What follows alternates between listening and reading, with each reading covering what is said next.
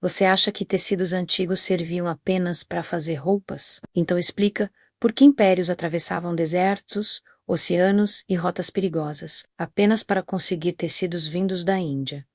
O problema era simples. No mundo antigo, quase todos os tecidos eram pesados, quentes, ásperos e desbotavam rapidamente. Mas a Índia criou algo que parecia impossível. Tecidos ultrafinos, leves como o ar, tingidos com cores vibrantes que quase não desapareciam com o tempo. E quando comerciantes estrangeiros viram aquilo pela primeira vez, o impacto foi gigantesco. Alguns descreviam os tecidos indianos como luz transformada em fio. Outros diziam que certas peças eram tão delicadas que desapareciam entre as mãos quando abertas sob a luz. Mas existe um detalhe ainda mais impressionante. Os artesãos conseguiam criar esses tecidos usando algodão extremamente raro, colhido antes do amanhecer para impedir que o calor quebrasse as fibras mais finas. Depois os fios eram produzidos lentamente em rodas manuais usando movimentos tão precisos que qualquer erro destruía horas de trabalho.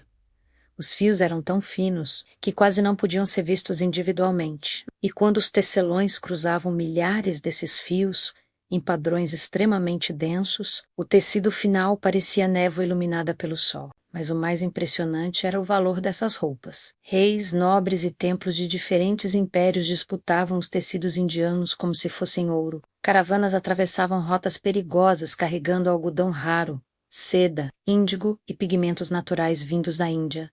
Navios lotados de tecidos cruzavam oceanos inteiros até o Oriente Médio, África e Europa. E existe um detalhe ainda mais fascinante. As cores e símbolos dos tecidos ajudavam a identificar riqueza, posição social e até conexões espirituais entre diferentes culturas. Enquanto outras civilizações vendiam apenas mercadorias, a Índia exportava status, beleza e conhecimento. Muitos historiadores acreditam que esses tecidos ajudaram a criar algumas das rotas comerciais mais valiosas do mundo antigo. Talvez a maior tecnologia da Índia antiga não fosse apenas o tecido, mas o poder que ele exercia sobre civilizações inteiras. Se você gosta de mistérios históricos e tecnologias esquecidas, se inscreva agora porque o próximo vídeo vai revelar por que alguns tecidos indianos eram considerados valiosos até mesmo dentro de templos e rituais sagrados.